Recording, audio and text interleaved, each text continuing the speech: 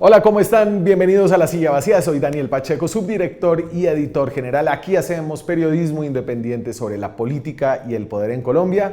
Gracias a los que nos ven desde Canal 1 en televisión, a los que nos siguen por las distintas plataformas digitales de La Silla, en YouTube, en Facebook. Y hoy les tengo una entrevista con un histórico de la política colombiana que intenta regresar al Senado de la República para volverse, si llega, en el senador más experimentado que tendría el próximo periodo, Jorge Enrique Robledo. Estamos desde la redacción. Lo bueno siempre vuelve, ese es el eslogan con el que regresa o intenta regresar Jorge Robledo al Senado de Colombia. ¿Qué tal? ¿Cómo está? Bien, Daniel, muchas gracias por su invitación. Un saludo a todos quienes nos acompañen el día de mañana. De lo bueno, si usted es lo bueno. Eso dicen mis asesores. Sí, sí. No, pero yo tengo que reconocer una cosa, Daniel, y todos sabemos que hacer. Yo cumplí con mis deberes en el Senado. O sea, estuve 20 años en el Senado y en 10 ocasiones consecutivas la encuesta de líderes de opinión de cifras y concepto, que es una encuesta grandísima, 10 veces me escogieron como el mejor senador de Colombia. No digo que los demás, pues nadie sirva para nada, no se trata de eso, pero yo trabajé duro. ¿Para qué yo trabajé duro? Porque toda la vida he trabajado duro, como profesor trabajé duro, todas mis cosas las hago con juicio. A ver, yo creo que su candidatura, pues usted lo decía al principio, un histórico, 20 años en el Senado, un senador reconocido por debates en temas diversos, pero sobre todo como en temas de corrupción, un senador de izquierda que transitó al centro, ahorita hablamos de eso, pero usted sí, yo me acuerdo cuando usted salió allá, usted estaba mamado del Senado. Usted quería el Ejecutivo, quería intentar la presidencia, quería intentar el gobierno y yo lo escucho mucho de senadores, es como el parlamentarismo como que cansa en algún momento y uno ya quiere hacer y volver allá, no sé, me da... Usted no va a ser lo de Humberto de la Calle, que se pone a escribir novelas y después se va. No, pues no me voy a comparar con Humberto de la Calle en ningún sentido. Pero bueno, yo quiero volver al Senado. ¿Por qué? Porque si yo salté a un intento a la presidencia de la República, que eso es uno después de los años, eso se le vuelve como un deber ser, ¿cierto? Bueno, terminó ganando la consulta Sergio Fajardo, le hice la consulta a Sergio, y la idea era no volver al Senado. Pero es tanto el daño que Petro le está haciendo a Colombia, es de proporciones descomunales, que empezaron mis amigos a decirme, le va a tocar volver al Senado porque alguien tiene que decir en el Senado unas cosas que si no las dice usted no las dice nadie. Habiendo buenos congresistas, yo no voy a decir que no, pero la verdad es que el daño que Petro le ha hecho al nivel del Congreso, todo ha sido horrible porque se ha dedicado al clientelismo, a la presión, a que sus bodegas callan a la gente a los gritos y a las canalladas. Entonces, bueno, yo llegué a la conclusión de que alguien tiene que ir allá a decir ciertas cosas que hay que decir, ¿sí? Y hacer los debates que haya que dar, porque además en buena medida la mayoría petrista en el Congreso o las fuerzas petristas casi que acabaron con los debates de control político, y eso es romper la democracia.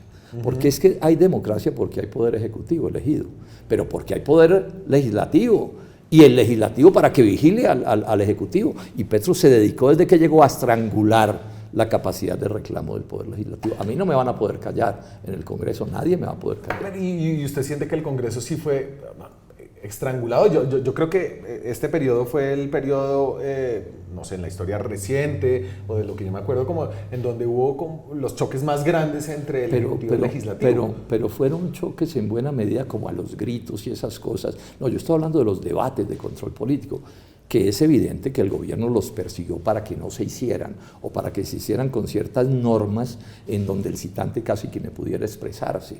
Y entre otras cosas porque muchos de los congresistas pues tienen rabos de paja y entonces no se arriban a la candela. Entonces yo lo que quiero es volver a cumplir con los mismos deberes que cumplí antes, solo que en esta ocasión, en las circunstancias en las que me toque, ya veremos. Y claro, si el presidente es Fajardo, pues tendré, además de mis debates de control político, un deber ser, que es ayudarle a Sergio en su gobierno. El Congreso ha cambiado mucho, ¿no? Y seguro usted lo ha visto, usted que conocía, son 2 periodos por fuera, ¿cierto? Uno. La llegada del influencer justiciarismo, ¿no?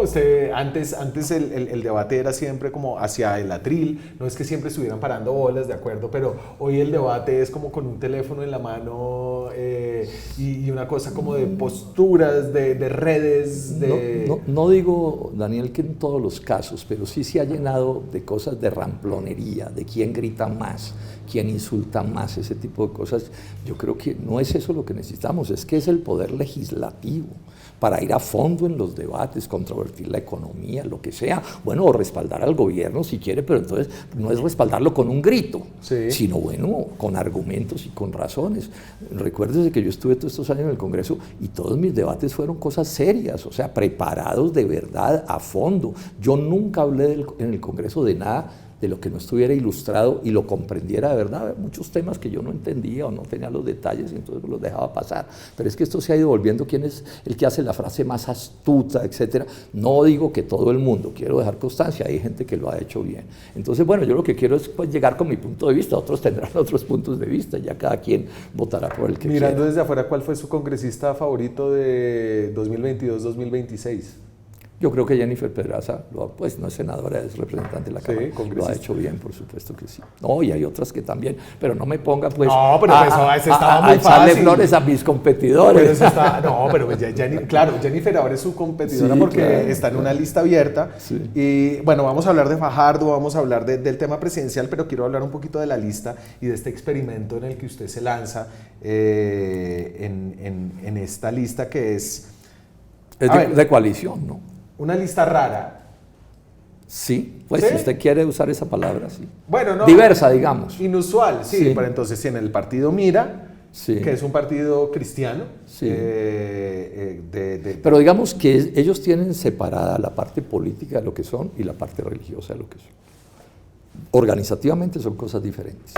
Claro. Yo diría que siendo cristianos, digamos que no, al menos no son de los más conservadores, no son de los más extremos en los temas sociales, creo que están parados como, obviamente con unos valores muy religiosos, pero no son, entiendo, como de los que quieren echar para atrás. Yo le voy a contar esta anécdota para que vea la curiosidad del Mira. La primera vez, cuando yo llegué al Senado, me tocó con Alexandra Moreno Piraquivi. ¿Se acuerda que fue senadora? Sí.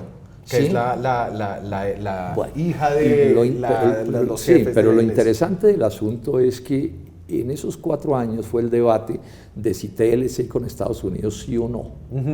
Y pues nos ganaron, los del Polo nos opusimos, un par de liberales y esto. ¿Y sabe quién se opuso y escribió un libro contra el TLC? Alexandra Moreno Piraquivi. Mire usted cómo no es tan simple la cosa como decir, no, es que esos son de origen religioso o no. Entró Alexandra a ese debate que fue, yo creo que es el debate más importante de la historia de Colombia de los últimos 50 años.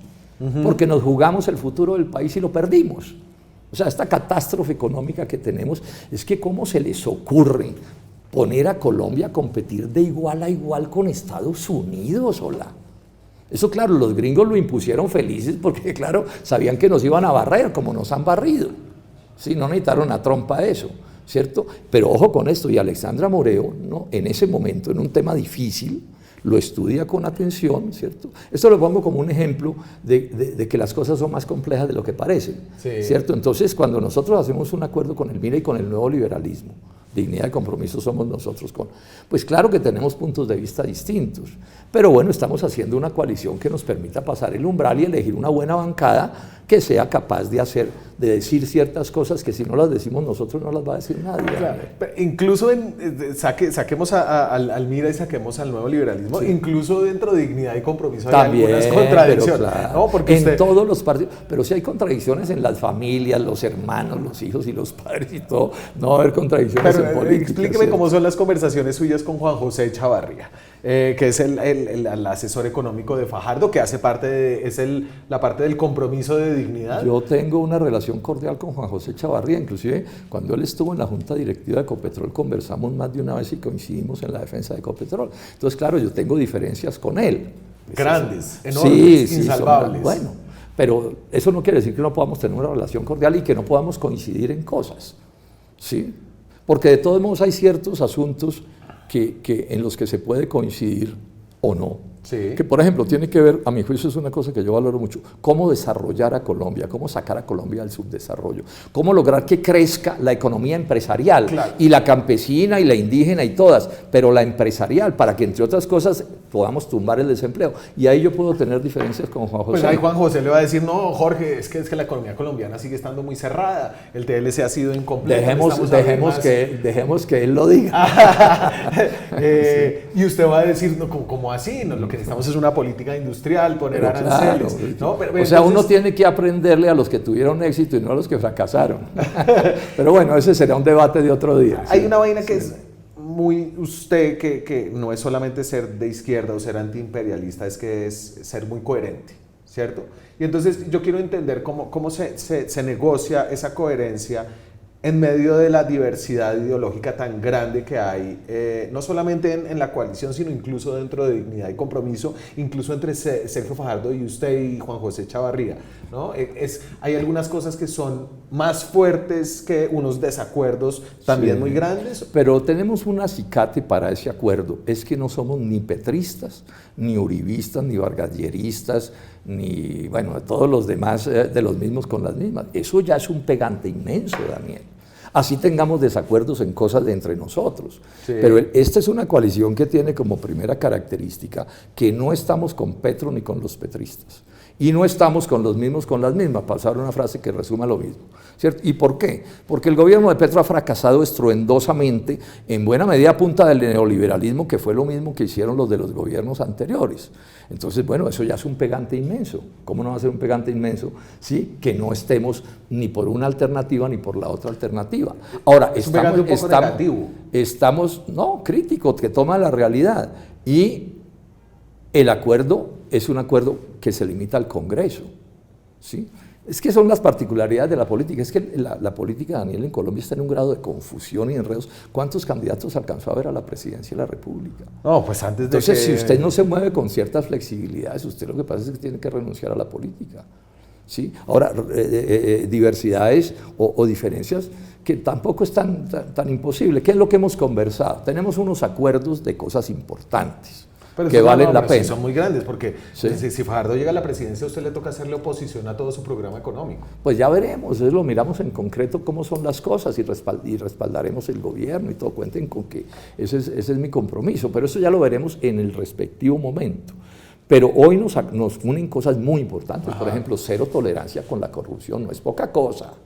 No es poca cosa eso en un país tan corrupto como este, con una política tan corrupta como esta. Es que esto es una desvergüenza lo que Colombia está pasando. Entonces ese es un pegante que yo valoro muchísimo.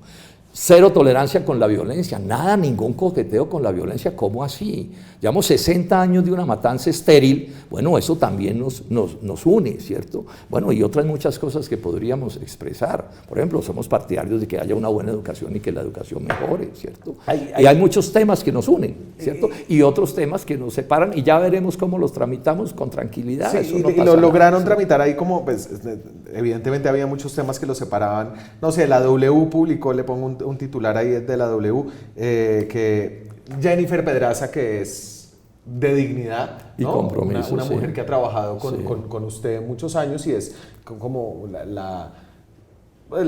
después de usted. Lo ha hecho muy bien en el Congreso, ¿o no? Entonces decía en la W que el Mira la vetó para ser cabeza de lista. Había toda una pelea por la cabeza de lista. De eso se han dicho mil cosas, pero eso no es cierto, ese titular. ¿Cierto? ¿Cómo se terminó resolviendo el problema de la cabeza de la lista del Senado? ¿Cierto? Que el nuevo liberalismo insistió en que el candidato tenía que ser de ellos. Estaban en su derecho de insistir lo que quisieran. Y al final nos pusimos de acuerdo todos, el nuevo liberalismo, el Mira y nosotros, en que fuera el nuevo liberalismo y listo, y se resolvió el problema. Ahora, eso duramos semanas discutiéndolo. Bueno, pero es que la política se trata de que hay desacuerdos y cómo se tramitan, pero tuvimos éxito y lo resolvimos, el problema. Y eso pues uno tiene que quedarse toda la vida pues con el microscopio a ver dónde está. Eso no vale la pena. No. Sí. Hablando de diferencias grandes, cuando se habló de que Alejandro Gaviria podía ser la cabeza de lista en una lista donde usted estaba. Y yo me opuse. Pues y la mayoría se opuso, pero ojo con esto, porque sobre eso ha habido mentiras. Ajá. Nos pusimos de acuerdo, pues digamos, o se planteó así y esa puerta quedó abierta, que podía estar en la lista, pero no encabezándola.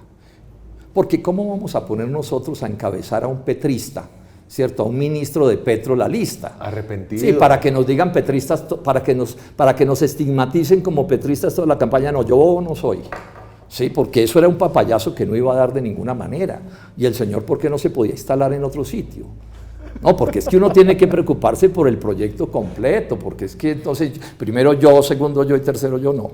Y bueno, y se resolvió el problema. Eso ya es historia patria que no vale la pena. Es historia patria. La cabeza de lista, entonces, esa historia patria terminó en que su cabeza de lista, aquí lo tengo, el anuncio de la cabeza de lista es Juan Sebastián Gómez, que es un representante a la Cámara del nuevo liberalismo en Manizales, de Caldas, que fue elegido, él es hoy representante de la Cámara porque por él votamos el nuevo liberalismo, él mira y dignidad y compromiso, o sea, nosotros lo conocemos. ¿Cierto? Sí. Él puede que no sea muy conocido en Colombia, pero es una persona respetable. Entonces, bueno, así tramitamos esa diferencia y se resolvió el asunto. Hay otra vaina que de esa coalición me confunde y es, le voy a poner la foto del ascensor de la gran coalición, ¿no? Y entonces yo digo, ahí hay una gran coalición y de pronto veo que ese señor es Juan Manuel Galán, es el líder del partido de la coalición al Congreso de ustedes, que sí. Está... Claro. Hubiera sido mejor que estuviera con nosotros, pero decidió estar allá, está en todo su derecho, porque el acuerdo que hicimos de esta coalición, que se llama ahora Colombia, fue sobre Congreso. Y quedó abierta la posibilidad de llegar a acuerdos en presidencia. Es que bueno, no se logró, esa es la vida. Fajardo no quería hacer una coalición, o sea, es decir, Juan Manuel quería jugar. No, lo que no ha querido Sergio, yo creo que en eso tiene la razón, es ir a una consulta. Es que en la consulta que hicimos hace 4 años... estrés postraumático, ¿no? Porque eso fue un desastre, eso hay que reconocerlo así. No quiero ponerme a repetir historias, pero todos sabemos, o los que estamos de cerca, sabemos que eso fue un desastre. Y que Sergio Fajardo fue muy maltratado por gente que inclusive tenía la promesa de respaldar con él y terminó yéndose a respaldar a otros que no ha debido respaldar. Y no me pida el nombre porque para qué armamos... No, pues está hablando de Gaviria. Sí. O sea, entonces el que pierde la consulta tiene que hacerle campaña. Pero es que ese es el acuerdo, obvio, porque si no, pero es que eso se cae de su peso. Además estaba dicho desde el principio. Claro, él se esperó hasta después de segunda vuelta. No, señor. No, lo del Alejandro Gaviria le anunció el voto a Petro, a favor de Petro, sí, faltando 15 días para la primera vuelta, cuando Fajardo era nuestro candidato a la presidencia porque había ganado la consulta. Eso es historia patria, pero bueno, yo le sugiero que pasemos a otros temas porque nos vamos a quedar hablando del pasado. No, estamos, sí. Es como desenredando la madera. Bueno, pues, yo creo que está ya bastante desenredada, pero bueno, si quiere, yo no tengo problemas, no tengo secretos. Sí. ¿Y con Galán qué? Bueno, Galán decidió irse para esa coalición y él verá, pues esa es una decisión. Y nosotros coincidimos con ellos, digamos, en unificar la lista de Senado, pero por ejemplo, la Cámara en Bogotá, ellos decidieron irse solos, el nuevo liberalismo, entonces nosotros estamos con el MIRA, ¿cierto?, haciendo otra Cámara distinta a la de ellos. Es que la política en Colombia es bien compleja. No, yo creo que ese es uno de los retos pues, en esta elección. Entonces uno aquí tiene que jugar con el juego que sale, porque yo no me puedo inventar un país distinto para hacer política. Ahora, siempre con honradez, con decencia, cada uno convencido de sus ideas y hacer lo que nos toque hacer, ¿cierto? Hablemos un poquito de Sergio Fajardo. A ver, aquí se lo pongo hablando un poquito acerca de este tema de la coalición, que es como lo siguen persiguiendo así no estén en las coaliciones. Las consultas no son el camino, terminan por beneficiar a los extremos, dividen al país entre unos contra otros y el centro queda estrangulado, pierde. El reto real es quien puede sumar y unir una nueva mayoría para el futuro. Respeto a las personas con quienes me unen muchos puntos de vista y que van a participar en consultas. Cada quien tiene sus intereses y es legítimo buscarlos. Sin embargo, creo que hay otras alternativas para propiciar la unión. Y entonces, lo siguen persiguiendo las consultas porque lo quieren, ¿no? Claro. Porque entonces en la gran consulta lo quisieran. Entonces, sí, bueno, pero dígame, excúseme que lo interrumpí. Me imagino que usted estaba como en esa discusión. ¿Usted estaba en esa discusión? O sea, con Sergio, ustedes se la llevan muy Hemos bien. conversado, claro. Pero ustedes conversan esas vainas Entonces, juntos. hay un hecho que es cierto. Esa consulta que hicimos en la elección de hace 4 años fue un desastre. No quiero ni entrar en detalles, pero eso fue un desastre.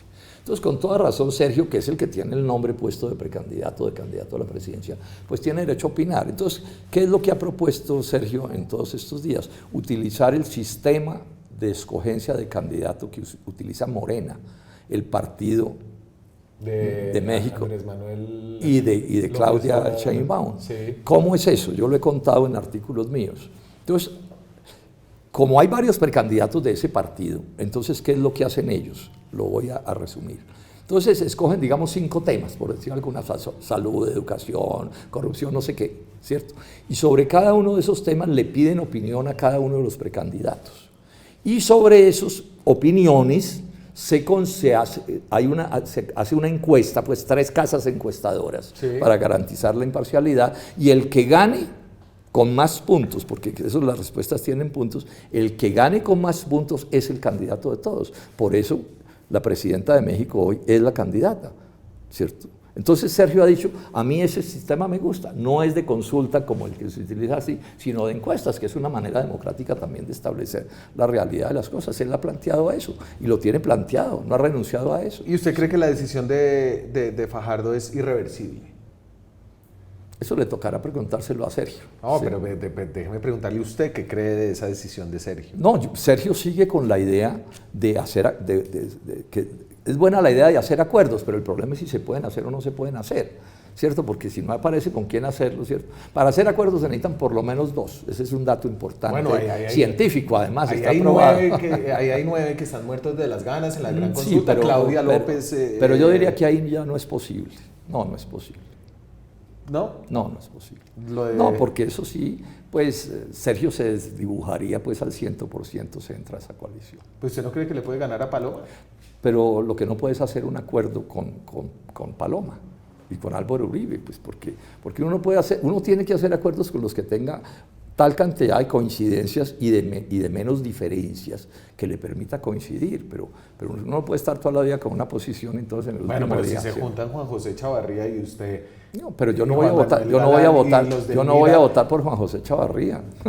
Sí, porque me lo Bueno, mete pues, si se a 2 jun- minutos, No, listo. no, bueno, no, Sí. porque No, pero es que Juan cuando José usted, Chavarría, cuando no usted sé, hace, me cuando imagino que usted es hace como cuando usted hace una el coalición, neoliberalismo. cuando usted hace una coalición, usted queda comprometido. Claro, hay quienes no cumplen, pero yo soy de los que cumplo. Si yo me meto a una competencia, yo cumplo. Y estoy seguro que Sergio también. Entonces uno no puede jugar con eso. Entonces yo, ¿con quién puedo hacer un acuerdo de competencia para cumplirle? Con quien tenga tal cantidad de coincidencias Sí. que pueda hacerlo. Si alguien pasa una raya, ¿sí? En los desacuerdos, pues yo no puedo hacer ese acuerdo, porque no lo puedo cumplir, ¿sí? Entonces yo en eso me parece la posición de Sergio Fajardo es un ejemplo. Porque en Colombia se volvió la norma de las vivezas, ¿no? Que usted hace un acuerdo y después no lo cumple. Apenas usted no ganó, entonces no lo cumple. Y se van para el otro lado y traicionan una cosa u otra. No, Fajardo no es así, ni yo tampoco. Ni nosotros, digo yo. Porque yo no soy solo, ¿cierto? Dignidad y compromiso, eso es nuestra manera de hacer. Y yo creo que está bien, Daniel. No podemos seguir tolerando en los medios de comunicación a los avivatos, ¿cierto? Entonces traicionan para un lado, traicionan para el otro, venden el voto, no sé qué, ¿eso qué es? No puede ser así. Cada vez veo a María Ángela más como en las cosas de Sergio, se ha vuelto una parte más importante de la campaña. María Ángela Holguín, la ex canciller de Juan Manuel Santos. Sí. Y por ahí llegan entonces los ataques de que pues Fajardo no es tampoco ni los de siempre, pues porque Santos entra en el bus de los de siempre. ¿Usted ha visto que haya alguna injerencia de Juan Manuel Santos en la campaña de ustedes? No creo. No tiene por qué. Pero además digamos esto, es que no se pueden falsificar las historias. O sea, Fajardo, voy a repetirlo creo, hace una excelente alcaldía y una excelente gobernación en Medellín y en Antioquia. Salen todas las fuerzas tradicionales a conquistarlo para que fuera su presidente y a todos les dijo que no.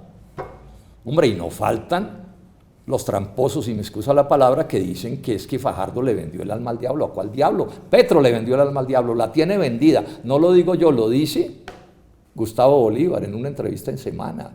Y mire usted muy bien cuántos diablos tiene Petro allá en su partido. ¿Qué tal ese supermagnate que tiene y que acaba de ganar la consulta en lo que tiene que ver con el Senado? ¿Pedro ¿O es Flores? que ese no pertenece? Bueno, no, Pedro Flores tiene un supermagnate detrás. Euclides Torres. Bueno, ¿y entonces qué? ¿No le vendió el alma al diablo? Ah, no me vengan a mí con ese cuento. ¿Cuántos de los partidos tradicionales son jefes del petrismo?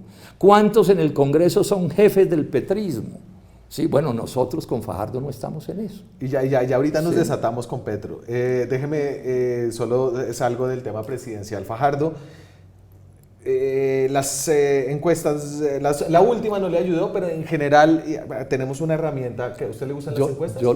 Pues uno tiene que mirarlas. Entonces, mire. Así como el viejo cuento de Álvaro Gómez, que hay cosas que no averigüemos cómo las hacen porque son terribles. Eran los chorizos, ¿no? Entonces aquí están todas las yo morcillas. yo la estuve mirando. Todas las morcillas. Entonces aquí usted tiene como, esta es la de Sergio Fajardo en todas las encuestas que lo han medido desde principios de 2025.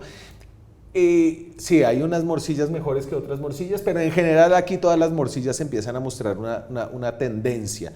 Y es que era de los líderes y ahora ya no es de los líderes. Yo lo del 1% ahí, esa me parece. Yo sospecho mucho de esas dos. Es muy raro. Esas dos encuestas me parecen bastante extrañas. ¿La de Atlas también? Sí, también. Las dos me parecen bastante extrañas. Es un momento, es decir, que... Faltan muchas mucho. semanas, Daniel. Entonces, estamos en la lucha y ya veremos cómo evolucionan las cosas. Acuérdese que hace unas semanas, unos meses, había quien ganaba las encuestas y ya eran presidentes. ¿Y en qué terminaron? Entonces, tengamos paciencia, vamos a ver cómo evolucionan las cosas, porque estamos en el debate político y aquí hay mucho candidato que tiene muchas cosas para tapar y esconder. Y es probable que esas cosas se terminen sabiendo. Y entonces vamos a ver si sobreviven al conocimiento ciudadano. ¿Qué le gustaría ver a usted de la campaña de Fajardo? Es decir, ya que él está haciendo hoy esta campaña de verdad como quiere, y ha dicho que esta es una campaña distinta, ¿qué es lo distinto? ¿Qué está viendo usted? ¿Qué querría más? Lo primero, lo distinto es que no le vendió el alma al diablo. Ese es un punto que, a mi juicio, es un partidor de aguas aquí. Porque es que aquí no puede ser que hayan gobernado súper mal a este país. País corrupto, lleno de violencia, de desempleo, de pobreza, de subdesarrollo industrial, agropecuario, científico, y nadie responde. ¡Nadie! Ajá, ¿qué tal? Tan bonito, ¿no? Pero eso sí, para repartirse el botín burocrático, si están en la primera fila y cuando van a poner medallitas, todos sacan el pecho y mi medallita, ¿cierto? Esos son los de antes de Petro. Ajá. Y gana Petro y copia a los anteriores. Así digan que no, los copia, literalmente los copia, ¿sí? Y entonces también hay que escoger entre ese. No, yo me niego a escoger entre el SIDA y la hepatitis B.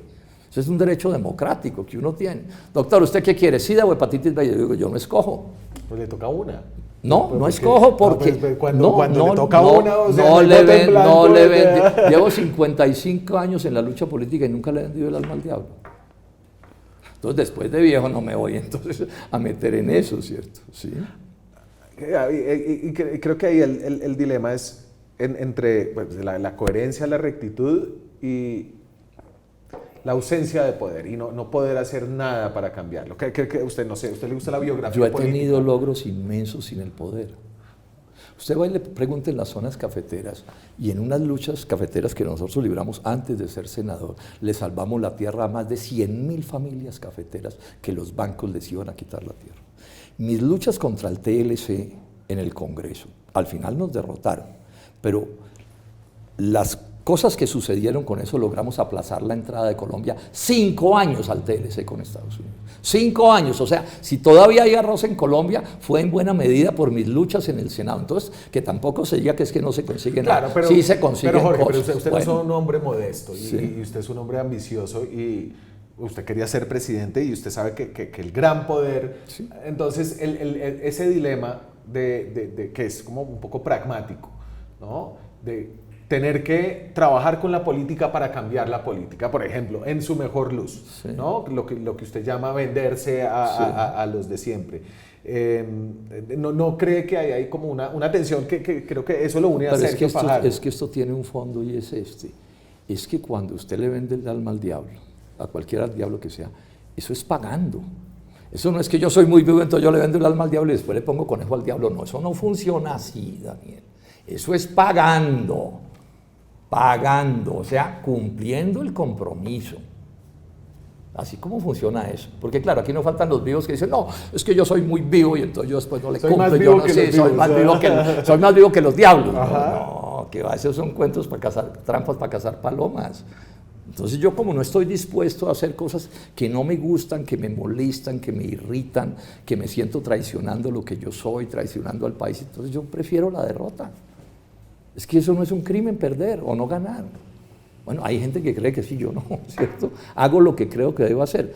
Yo llego a la universidad a estudiar aquí a los Andes, arquitectura, y estaba enfilado para otra cosa. ¿Sí? Un poco la idea la que uno venía de la provincia a estudiar a Bogotá era, vayas para Bogotá, ¿cierto? Cásese bien, ¿sí? Estudie duro y consiga plata, era más o menos, y eso todavía lo dicen, ¿cierto? Yo me casé muy bien, tengo un matrimonio de 50 años, ¿cierto? Sí. Sí, trabajé duro, estudié duro y renuncié a conseguir plata. Cuando di el paso hacia la política en 1971, porque yo en ese momento lo que decidí fue hacer política como servidor público. Uno de los peores defectos de la política nacional es que en Colombia la política es un vulgar negocio y la palabra vulgar no la uso para demeritar a la gente que hace negocios, está muy bien, los necesitamos. Sí, pero no me digan que usted hace política es para volverse rico, al precio que sea además. Y eso la sociedad colombiana lo tolera como si nada. Bueno, que lo tolere el que quiera, yo ahí no me meto. ¿Por qué no? Porque sería traicionarme a mí mismo, traicionar a mi señora, a mis amigos, a mis hijos, y eso no lo voy a hacer. El eslogan podría ser, Robledo vuelve igual. Sí, puede ser. Sí, en los asuntos de principio sí, no. Igual, pero no en todo, porque cada momento es distinto. Vamos a ver qué nos va a pasar en ese congreso, eso nadie lo sabe muy bien. Pero sí, yo tengo unos principios, que de esos principios no me mueve nadie. Y ahora sí, entonces, Petro, que creo que ha estado un poco en el trasfondo, a mí me impresiona que usted es todavía un hombre de izquierda. Sí. Pues, con la advertencia de que esa es una palabra cada vez más imprecisa, porque el nombre de la izquierda pasa de todo. Entonces yo le quiero decir esto, yo tomo la decisión de meterme en estas cosas en 1971, que es al final del gran movimiento estudiantil. Entonces yo tengo que tomar decisiones para a dónde me meto. Había un menú amplio. Había un menú amplio. Bueno, entonces les voy a contar 3 o 4 ¿Plomo decisiones. o no plomo? Entonces primero, ¿lucha armada sí o no? Entonces yo di un paso y dije, lucha armada no. Y particularmente secuestro no, me parece repugnante ese crimen. Segundo asunto, estatizar la economía. Yo dije, no. Porque en ese subdesarrollo descomunal de Colombia, ¿usted qué va a estatizar cuál economía? ¿No? Aunque había que desarrollar la economía de mercado. Ajá. ¿Cierto? Entonces, ahí fijo otra disposición. ¿Caben los empresarios sí o no en ese proyecto? Entonces, claro, había quienes decían, no, los empresarios, mejor dicho, horrible. Yo digo, claro que caben, porque es que sin empresarios no hay empresas y sin empresas no hay desarrollo, Daniel, son cosas elementales. Y la otra pregunta clave, salir de la órbita de los gringos y entrar a la órbita de la Unión Soviética. Yo dije, no, a ninguna órbita, porque ¿qué sentido tiene salir pues, de una órbita para otra órbita? Bueno, y si ustedes revisan mi vida, y ahí está mi libro Sin pelos en la lengua, eso mismo estoy pensando 55 años después, y la vida me ha dado la razón. La vida nos ha dado la razón. O dígame que no hemos tenido la razón quienes dijimos que no a la lucha armada. Quienes entendimos la gravedad del problema del subdesarrollo y la necesidad de empresas y de empresarios. Y quienes dijimos no nos salimos de la órbita norteamericana para la órbita soviética. Tuvimos la razón. Entonces yo estoy aquí defendiendo mis razones. Claro, entonces y dejando una huella. Porque también aquí hay gente que está, hoy en este momento, mucha gente honrada, particularmente jóvenes que se está rompiendo la cabeza, diciendo, bueno, ¿qué vamos a hacer con este país? Y ya van a tener una cosa en el menú que es importante. Petro engañó a lo largo de 30 o 40 años y se le acabó el jueguito porque está desenmascarado. Así sus amigotes digan que no. A ver, pero Jorge, Gustavo Petro termina el gobierno para ser un presidente en sus últimos meses de gobierno. Tiene la mejor popularidad desde Santos I, ¿cierto? Bueno, sí. Más o menos, es decir, es un pero no tiene la razón. Que tiene... Es que ese es el... No, yo no estoy discutiendo aquí quién tiene... No, porque bueno, es que el pueblo tiene la razón. Pero yo voy a hacer esta precisión. Petro tiene un respaldo de cierta importancia. Yo creo que es menor que lo que se piensa, pero lo tiene, yo no se lo voy a negar. Sí. Una parte de ese respaldo es gente honrada, engañada. Y otra parte de ese respaldo son politiqueros, clientelistas, que van detrás de los contratos y de la plata y de los puestos y de los cargos y de los honores y sacan pecho y tienen comité de aplausos y todo eso. Pero eso no convierte el gobierno de Petro en un gobierno acertado. ¿Cuál cambio importante ha habido en la vida del país? Pero voy a poner una cosa que sería elemental que nos pusiéramos de acuerdo. Este es un gobierno que sí definió cómo crear más riqueza. Es que ese es nuestro principal problema, Daniel. O creamos más riqueza o no hay nada que hacer. O sea, si yo tengo un hermano que se gana el salario mínimo y dice, ¿qué hago? Pues yo le tengo que decir, pues gane más que el salario mínimo. O le voy a dar una lección de cómo partir un huevo en 5 partes. Bueno, eso es Petro. No ha hecho nada, absolutamente nada por crear más riqueza, entre otras cosas porque él es neoliberal. Ojo con esta anécdota, él mete en el programa, copiándome a mí, de candidato presidencial, renegociar el TLC con Estados Unidos. Y apenas gana, pone a su ministro de Comercio en una entrevista con Yamid Abad a decir que no renegociará. O sea, Petro traicionó su programa a los 3 días de posesionado. ¿Quién era el primero de Comercio? Es que han pasado tantos. Bueno, ya ahorita. Chicos, alguien una googleada ahí, pero... Yo me puedo acordar, pero no me interesa, ¿cierto? Sí. Ese es Petro. Entonces, claro, aquí hay gente que dice que es Superman, hay otros que lo conocemos de cerca. Hombre, Germán Umaña. Germán Umaña, exactamente. Está defendiendo el radar de los gringos en Gorgona, Petro. Radar que pusieron Juan Manuel Santos y Duque, un radar de guerra de los gringos. En el Parque Nacional Isla Gorgona. Es que eso es y se las tira de ambientalista. Pero Jorge, nadie se le ha parado al presidente de Estados Unidos como se le paró el presidente de Colombia. No se le paró. Algunos de una manera temeraria. No, un disparate absurdo. Sí, es que lo de Petro en su confrontación con Trump, bueno, primero rompe una norma mínima de la inteligencia política. Es que usted no sale como un loco a agredir a todo el mundo. ¿A quién se le puede pasar por la cabeza irse usted para otro país y decirle, con una cara de amanecido horrible, ¿cierto? Decirle al ejército de ese país, de Estados Unidos, no le obedezcan al presidente eso es una cosa, sí, acá se le ocurre una cosa de esas, pero al mismo tiempo, ya le conté qué hizo con el TLC, ya le conté qué está haciendo con el radar de los gringos en Gorgona. Yo no sé si usted tomó nota, pero los gringos se inventaron una flota naval por allá en el Medio Oriente y Gustavo Petro metió ahí a la Armada colombiana. Nos mantiene en la OCDE. ¿Qué hacemos nosotros en la OCDE fuera de ser sacamicas de los gringos y otros cuantos? Y ese es Petro. Entonces yo pregunto, todo esto está explicado en detalle en el libro. Usted sí sabe que en los 2 debates que hicimos contra tropas norteamericanas en el Senado de Colombia, 2 veces, probable 2 veces, en las 2 veces, Petro una vez defendió las tropas y otra vez se hizo el loco, le dio la palabra 3 veces y no quiso hablar. Tropas extranjeras en Colombia. ¿Cuántas veces trajo a esa generala norteamericana a Colombia? A la del Comando Sur. Bueno, aumentaron o no las fuerzas norteamericanas. Yo le hago una pregunta a los colombianos. Esas tropas norteamericanas en Colombia o que pasan por aquí o que lo que sea, ¿vienen a defender los intereses de Colombia o los de Estados Unidos? De pronto hay intereses comunes. No me haga reír. Sí. No, pero le preciso una cosa, puede haberlos. Lo que pasa es que ese no es el caso. El caso es que allá vienen es por eso, por los de ellos.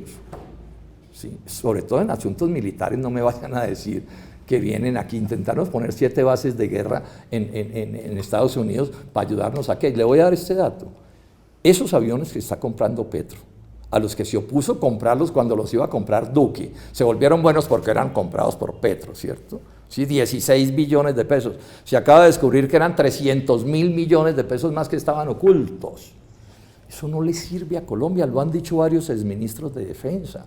Los problemas de guerra, llamemos en Colombia, no se resuelven con aviones supersónicos. Si le quieren meter fuego aéreo, lo han dicho todos los especialistas, eso es con helicópteros. Esos aviones, ¿sabe para lo único que sirven? Para lo mismo que sirvieron los Mirage, para adornar el 20 de julio. Entonces un país bien pobre, bien quebrado, la gente muriéndose de hambre. No tenemos industria, no tenemos desarrollo y le quema Petro 16 billones de pesos a unos aviones que sirven para adornar el desfile del 20 de julio y me dicen que es un genio. No. Sí. Fue ayer, no sé si lo pudo ver, el discurso de Mark Carney, el primer ministro de Canadá Sí. en Davos. Sí. ¿No? Como que hizo mucho ruido porque intentaba solucionar un poco o trazar un camino para países, sí, que tal vez Colombia cae en esa categoría, medianos, en el nuevo orden mundial, ¿no? Y decía idealismo, pero con pragmatismo. Y entre lo que decía era, todos los países tienen que hacer inversiones enormes en seguridad, ¿no? Dependiendo de cuál sea su realidad y Claro, sus cosas, ¿cierto? claro, ¿Sí? Porque claro. esos aviones supersónicos de Colombia, para lo único que servirían es para que fueran a la cola de los aviones de los gringos en una guerra. ¿Con quién nos vamos a meter? Con los ¿Con Sukhoi ¿con quién se va a del meter chavismo? Colombia en A una ver, guerra? No. esos son, pero, además, sí, esos pero aviones- miren lo que acaba de pasar en Venezuela. Yo ¿cierto? no estoy defendiendo Pero la bueno, compra. eso nos podemos quedar toda la vida, pero bueno, esa es mi opinión. Porque es que aquí no sobra la plata, Daniel. No sobra la plata. Venga, le Sí, pico un entonces poquito más. uno no puede coger los pocos pesos o dólares que tiene y quemarlos en un bien que usted no necesita, pero ni siquiera necesita para los asuntos de la violencia y militares. Yo tengo grabada la opinión de un técnico en asuntos militares norteamericano que dice, ustedes si quieren fuerza aérea para enfrentar al narcotráfico o a la guerrilla o a los contrabandistas necesitan son helicópteros. Eso no hay que ser un genio en asuntos militares para saber. Esos aviones, les repito, no pueden usarse en un conflicto interno en Colombia. Jorge, ningún presidente de Colombia ha hecho tanto por temas como el cambio climático como Gustavo Petro. No me diga. No, eso sí. Entonces usted sacó yo acabo de libro publicar un libro, hace poquito y lo quería provocar con Sí. esa afirmación que además Sí. no, a ver, yo creo que nadie había puesto el debate ambiental al nivel que lo logró poner el presidente de Colombia, con unas cosas que son realmente increíbles, porque eran muy poco populares, Sí, subió la pero gasolina. ojo con esto, Daniel. Paró Nadie había puesto el debate ambiental tanto como Petro, pero nunca nadie en la historia de la humanidad lo había puesto tan mal. Es que esto es una cosa absurda. Mire, le voy a dar dos cifras para que usted entienda lo que le estoy diciendo. Entonces Petro dice, el principal problema de Colombia es el cambio climático. Ah, bonita manera de evadir el tema de la soberanía nacional, ¿no? Y del Fondo Monetario Internacional y de todas las otras cosas, ¿no? Entonces uno va y mira. Esto es con cifras en la mano, ese libro que yo publiqué está lleno de cifras. Entonces, mire usted, el aporte de Colombia al total de los gases de efecto invernadero del mundo, porque este es un problema global, no es nacional, es el 0,5% del total. De ese 0,5%, el 0,2% es combustión de combustibles fósiles, o sea, gas carbónico, CO2. Este país es tan subdesarrollado, Daniel, que ni CO2 produce. No, produce CO2 a partir de Pero tumbar monte. el principal es la deforestación, o sea, se produce el CO2 con hacha y machete, hágame el favor, el subdesarrollo de este país. Y Petro aparece, bueno, también hay una que otra motosierra importada, porque no la producimos aquí, ¿cierto? Y Petro entonces nos mete la mentira de que él va a ser el adalid de la lucha contra el cambio climático y nos dice que hay que destruir la economía del petróleo y del gas y del carbón y Ecopetrol porque Colombia es la vanguardia del cambio climático. No sea tan charlatán, doctor Petro, tan irresponsable. Los daños que le ha hecho Ecopetrol son descomunales, engañando a la gente, porque no tiene la razón en principio, no la tiene, y le carga a Ecopetrol una serie de costos. Yo no me opongo a la energía solar y a la energía eólica, Sí. bienvenida sea, pero usted no puede coger a Ecopetrol, que tiene una deuda de casi 30.000 millones de dólares, ¿cierto? Sí, sí. Bueno, tal vez no es esa la cifra, pero es una cifra inmensa, ¿cierto? Y cargarle además la energía solar, la energía eólica, ¿cierto? Y hasta la geotérmica. No tiene con qué, ¿sí? Y a sabotear todos los negocios, y la corrupción se toma a esa empresa a través del señor Roa, y no lo cambia a pesar del fraude que hubo en la campaña electoral y que está penalmente acusado. Entonces, ¿cómo así que es el presidente de los colombianos? Otra de sus temas donde usted habla con autoridad y de la que ha escrito mucho, tiene muchos críticos también, pero es el tema de la corrupción. Para darle magnitud, y ya que usted habla con canas en la cabeza, la magnitud de la corrupción en este gobierno es cuál y cómo la ubicaría frente a otros históricamente. La magnitud de la corrupción en este país. Sí. porque si no nos confundimos. Corrupción que nace así de desproporcionada con el Frente Nacional, que eso fue para que se robaran el país, que crearon el Frente Nacional, así nos salvara la violencia, y bienvenido que nos sacó de la violencia. Pero usted cómo va a montar un país sin oposición y sin crítica. Entonces se sentaron a repartirse la marrana al 50%. Y la siguen repartiendo igual, y Petro es lo mismo que está intentando hacer, o en porcentajes semejantes. Entonces, pues bueno, ¿cuántos son los escándalos? Es que los escándalos de corrupción de Petro empiezan, me aburre hasta decirlo, con el escándalo del hijo, con Benedetti. Ahí están las declaraciones de Benedetti sobre eso. Eso no me lo invento yo. Y después nos vamos para el caso de la unidad de riesgos. Cualquier senador, cualquier congresista recién llegado sabe que si usted no atiende, bien atendida, en serio, con toda seriedad, la unidad de riesgo, se la roban toda. ¿Por qué? Porque como hay todo es de afán, no se pueden hacer licitaciones. Y donde no hay licitaciones es casi imposible que no haya corrupción. Porque es la manguala, ¿sí? Se sientan dos y el uno, cualquiera le propone a otro, diga, ¿qué? ¿Nos vamos a robar este billete? Bueno, pero pone un cuadro histórico como Olmedo López. Pues histórico, pero bueno, ya sabemos cómo resultó. Petrista desde el principio, siempre en el polo Olmedo fue petrista, así los petristas mientan e intentan decir que no. Pero bueno, en todo caso se equivocó, la prueba de que se equivocó es que ahí está el resultado. O sea, en eso Petro sí ha tenido que esmerar para no equivocarse. ¿Por qué? Insisto en esto, es que no puede haber licitaciones en ese gasto. Y no lo puede haber porque no es que hay un derrumbe y entonces usted dice, no, el bulldozer le llega dentro de 6 meses porque vamos a hacer una licitación. Entonces, esa es una entidad que es muy difícil impedir que haya corrupción, pero a eso se ha tenido que dedicar Petro. Entonces, ¿qué fue lo que hizo el tipo? Nombra al amigote. Curiosa coincidencia, ¿cierto? Ahí donde la corrupción era muy fácil, el propio sistema la empujaba, entonces Petro nombra un hombre de confianza que le prestó 300 millones de pesos para la campaña de Petro a la presidencia 4 años antes. Y bueno, y miren con el chorro de balas que salieron. Pero además mire otras cosas, ahí en la cárcel 2 ministros, ¿no? Para comprarse unos votos en el Congreso. Todos esos son hechos. Bueno, no quiero entrar en detalles, pero todos sabemos, y hay otro que está escondido en no sé dónde, que también era de las entrañas de Gustavo Petro. Carlos Ramón González. Bueno, y así podemos seguir. Otro que trabajó con él y que estaba empapelado ya desde que trabajó en la alcaldía con Petro, bueno, y ahí terminó también fugitivo. Claro, y cuando usted encuentra un poco de esta cosa sistemática, y mencionábamos a Euclides Torres al principio y la financiación, y usted que ha estudiado un poco las causas estructurales de la corrupción, ¿qué ve? Esta parece ser la historia de siempre de financiación electoral, pago en el gobierno. ¿Hay algo particular que vea usted? No, digamos, eso ya es un sistema que está inventado, ¿cierto? Sí, entonces los congresistas se eligen como puedan, ¿cierto? Y llegan al Congreso a recuperar la plata que se gastaron en la inversión. Todo el clientelismo, la politiquería, todo eso. No todos los congresistas, yo en eso soy enfático. Pero sí son muchos los que están montados en un sistema de corrupción para ganar las elecciones, del clientelismo, de la politiquería, de repartirse el Estado como un botín burocrático, ¿cierto? De asociarse con negociantes privados, ¿cierto? Y entonces usted es el congresista, entonces usted escoge cuál es el proyecto que se va a hacer en un determinado municipio, ¿cierto? Y entonces usted asocia a los ingenieros, asocia a los proveedores de materiales y monta un torcido donde un montón de gente se gana un montón de plata. Y con buena parte de esa plata van y compran los votos de la próxima elección. Sí, es que es así de torcido lo que tenemos. Usted conoce bien a Iván Cepeda. Iván Cepeda, al menos al principio de su campaña, parece que la está haciendo de una manera muy distinta. Se nota la austeridad, tal vez demasiado.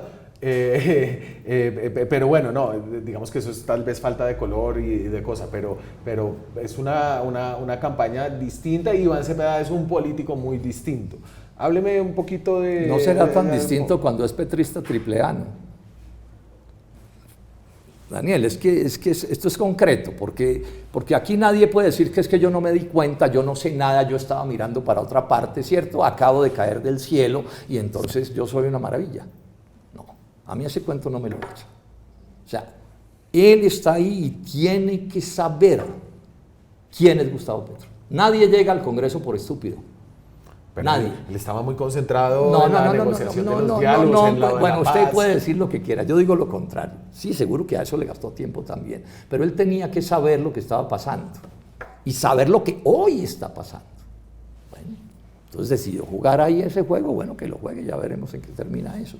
Pero no me diga que no sabía lo que está pasando. Lo está jugando en sus términos hoy. Hoy es el candidato. No, allá no se puede jugar. O sea, es que usted no puede llegar a un partido de cualquier juego a decir, no, es que yo traigo mi reglamento. Todos los demás, ¿cierto? No, yo traigo mi reglamento y jugamos con mi reglamento. No, usted tiene que jugar con las reglas del juego que se está jugando. Y todo el mundo sabe cuáles son las reglas del juego con el que han jugado los gobiernos anteriores al de Petro y el de Petro. Y eso a mí no me pueden decir que Iván Cepeda no lo sabe. ¿No lo sabe? Ajá, no, yo no puedo creer eso. Él no sabía que Pedro Flores también estaba en la lista del polo. Sí, ese es un buen chiste, eso está como para sábados felices, ese cuento, ¿cierto? No, porque sería un insulto de mi parte tratarlo como un ignorante y un lunático que no sabe en qué país vive. No, eso yo no lo voy a hacer. ¿Cierto? Hábleme de Cepeda, ¿qué piensa usted de Cepeda más allá de eso? Es petrista. Entonces no nos sirve para la presidencia. Claro. Y va a gobernar con los petristas, ¿o con quién va a gobernar? Pues no sé, hay unos que dicen que va a gobernar con los chavistas, ¿no? Pues bueno, esa es la derecha pero, dice eso. No, puede ser con los chavistas, pero con los chavistas que además sean petristas. Sí. Pero usted, es decir, usted estuvo... Petro fue del polo y usted fue del polo y todos fueron del polo. Y cuando nos traicionó para irse con Santos, yo rompí toda relación con él, porque a mí la misma persona solo me traiciona una vez. ¿Cuál es esta historia? ¿Cuál es una historia? Sí, me estoy refiriendo a Petro, ¿cierto? Entonces el polo se quedó ahí sin Petro, y ahí nos quedamos los que estábamos, ¿cierto? Otros también se salieron del polo. Entonces cuando Petro hace unos años se toma al polo, entonces yo dije, Jorge Enrique Robledo se va del polo, porque yo no voy a trabajarle a Petro. Entonces me invitaron de manera muy amable incluso. Hombre, no quédese, no sé qué, no se vaya, no sé qué. No, me da pena, pero yo no voy a ser súbdito de Petro. Porque además no me van a echar el cuento de que Petro va a manejar el polo con un criterio democrático. Porque Petro nada tiene de demócrata. Para él todo el mundo es un súbdito de él. Mire cómo ha tratado a los del polo, a las patadas. Entonces yo me salí. Que es que va a perder el Senado. Le dije, pues si lo pierdo, ¿cierto? Sí. Pero yo no me voy a quedar ahí pues por una curul. Bueno, y ahí están, y ahí está la historia de Petro presidente. ¿Tenía yo razón o no? ¿Qué tal yo ahorita de petrista? Hágame el favor. ¿Lo invitaron? Pues, coquetearon, pero pues por supuesto que no les di chance. Pero no sé quién. No, y me insistieron en que me quedara ahí y no me quise quedar. O no nos quisimos quedar, porque fuimos muchos los que nos salimos. Sí. ¿Iván no cree que puede ser distinto? No creo. Es decir, yo creo que es no, muy pues distinto. cada uno es distinto, pues nadie es exactamente igual. Pero él es petrista y va a gobernar con los petristas. A ver, al menos, ¿o con quién va a gobernar? Cepeda... No, pero a mí no me pongan a soñar cosas. O sea, tomemos la verdad de los hechos, Daniel, ¿cierto? Entonces, si está con Petro hace no sé cuántos años, es escogido por el petrismo y por Petro como el candidato de ellos. Escogido y no es por más de 1 millón de votos. Y no es petrista. No, sí es petrista. Pero pues es del pacto, ¿no? Es petrista. Sí, allá, en ese sitio hay que ser petrista. O lo tiran al ostracismo. Mira cuántos del polo terminaron en el ostracismo. Porque cualquier cosa dijeron que irritó al presidente de Colombia. Y los despacharon o no. Yo no quiero entrar aquí a dar nombres, pero usted lo sabe mejor que yo. Que 2 o 3 personas ahí, jefes del petrismo, que alguna crítica o alguna queja le planteaban a Petro, los sacaron a volar palomas. ¿O no? Sí. Bueno. Entonces no me pueden decir que este personaje que está ahí como un príncipe, ese sí fue el que cayó del cielo. Yo eso no lo creo. Pero bueno, cada uno puede creer en lo que quiera. Pues, Robledo, hace tiempo no hablábamos... Y yo vuelvo a sentir algo como que siempre sentía cuando estaba en la política activa, y es un poco de desolación acerca de su mirada del país. No. ¿No? Donde desolación, no, yo vivo feliz en Colombia. Pero tomo la verdad de los hechos. Es que yo tomé una decisión hace 55 años, es un esfuerzo de toda mi vida por tomar la verdad de los hechos. O sea, yo ese libro que publiqué sobre el cambio climático, yo llevaba muchos años estudiando eso, pero para convertirlo en libro me pegué una clavada y me asesoré y de todo. Yo no hablo de lo que no sé, Daniel. Si hay una cosa, y eso tal vez es una manía de profesor, que es hacer esfuerzos porque lo que usted diga, usted por lo menos crea que es correcto, ¿sí? Entonces, por ejemplo, yo hay muchas cosas de las que no opino, porque no sé nada, ¿cierto? De eso, si usted me pone un tema que yo no sé, pues yo digo, pues no sé. En estos días me preguntaron alguna cosa en una emisora y tú dices, ¿sabe que yo no estoy al tanto de eso? Cambiemos de tema, porque yo no puedo ser pues que me las sepa todas, ¿cierto? ¿Sí? Entonces, yo he cumplido con el compromiso que hice conmigo mismo hace 55 años, porque mi primer compromiso fue conmigo. Eso me costó distanciarme de mi familia y una serie de cosas porque no entendían lo que yo estaba haciendo, ¿cierto? De mis amigos, incluso de infancia. Yo sigo teniendo con ellos buenas relaciones, pero ellos están en unos mundos y yo estoy en otro. Y llevo toda esta vida en esta misma lucha, es exactamente la misma, ¿sí? ¿Y usted no cree que a pesar de todos esos problemas que usted ve en Colombia, desde cuando usted entró a la política hoy, Colombia es un país donde la gente vive mejor, es más próspera? Unos cuantos, no. O sea, un subdesarrollo. ¿Hay menos pobres? No, estamos muy parecidos a antes. Claro, las ciudades han crecido y aparecen edificios, yo no voy a decir que nada de eso, pero es un subdesarrollo bárbaro. Un país que no tiene desarrollo científico y tecnológico será siempre un país subdesarrollado, país colonizado por los grandes poderes, ¿cierto? Un país, el 70% de los colombianos está o en el desempleo total o en la informalidad, que es una forma de desempleo, que le dieron otro título. Y de los que están empleados, un número inmenso a duras penas tienen un ingreso de salario mínimo. En ciencia estamos en cero, en tecnología estamos en cero. En corrupción estamos por encima de todos los promedios mundiales. O sea, a mí que no me digan que esto está bien. Bueno, digo una cosa, a mí me ha ido bien, yo no tengo queja. Pero es que yo no mido el mundo por cómo me va a mí, o le va a gente que yo conozco, o le va a mi familia, sino cómo le va al país, porque yo estoy en política, ¿sí? ¿Robledo vuelve igualito, o eso quiere, con el 10 en la lista de Mira, Nuevo Liberalismo y Dignidad? Un dato sobre el 10, para que no se les olvide el 10. El número de casi todos los mejores jugadores de fútbol del mundo, empezando por Pelé, 10, no se les olvide. Ese soy yo, entonces, para que no se les olvide, Robledo es en la lista de la coalición Mira. Espero que no haya pagado Nuevo Liberalismo asesoría política. Y Dignidad y Compromiso, el 10 es el mío, que es, ya a ustedes no les voy a dar los nombres de los futbolistas, que sabemos que son muchos muy buenos. El 10 de Colombia. Sí, claro.